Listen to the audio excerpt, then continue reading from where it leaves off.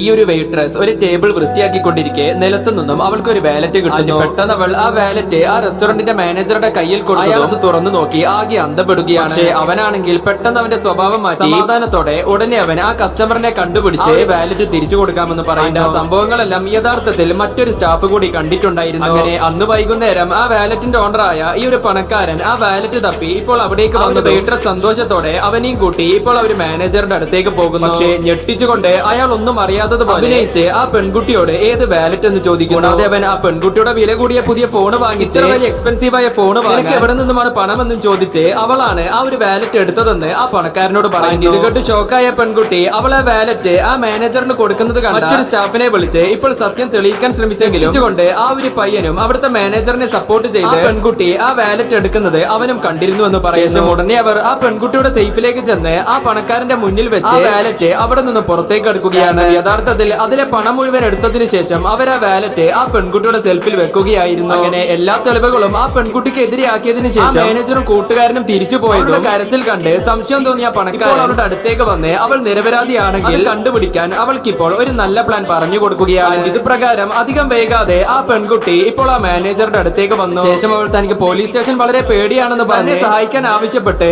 അതിന് പകരം അവൾ ആ മാനേജറിന് അവളുടെ പുതിയ ഫോൺ 1 മാസത്തെ സാലറിയും ഇപ്പോൾ ഓഫർ ചെയ്യുകയാണ്. അങ്ങനെ മറുത്തൊന്നും ചിന്തിക്കാതെ ആ ഒരു വൃത്തികെട്ട മാനേജർ ഫോൺ എടുത്ത് അവളോട് ധൈര്യമായി പോയിക്കോളാൻ പറഞ്ഞു പണക്കാരന്റെ വാലറ്റിൽ നിന്നും എടുത്ത പണമാണെങ്കിൽ സ്റ്റാഫിന്റെ കൂടെ ഷെയർ ചെയ്യുകയാണ്. പക്ഷേ അവനിപ്പോൾ അതുമായി പുറത്തേക്ക് വന്നതും അവരെ കാത്ത് പണക്കാരനും കുറച്ച് പോലീസുകാരും അവിടെ നിൽപ്പുണ്ടായി. അങ്ങനെ അവരെ രണ്ടുപേരെയും ആ പോലീസ് ഇപ്പോൾ അറസ്റ്റ് ചെയ്തതും പണക്കാരൻ പെട്ടെന്ന് ആ മാനേജറുടെ പോക്കറ്റിലുള്ള പെൺകുട്ടിയുടെ ഫോണിലേക്ക് കോൾ ചെയ്യുകയാണ്. കാരണം യഥാർത്ഥത്തിൽ ആ മാനേജറും സ്റ്റാഫും സംസാരിക്കുന്ന കാര്യങ്ങൾ പണക്കാരൻ ആ പെൺകുട്ടിയുടെ ഫോൺ വഴി എല്ലാം ഇപ്പോൾ തെളിവിനായി റെക്കോർഡ് ചെയ്തിട്ടുണ്ടായിരുന്നു.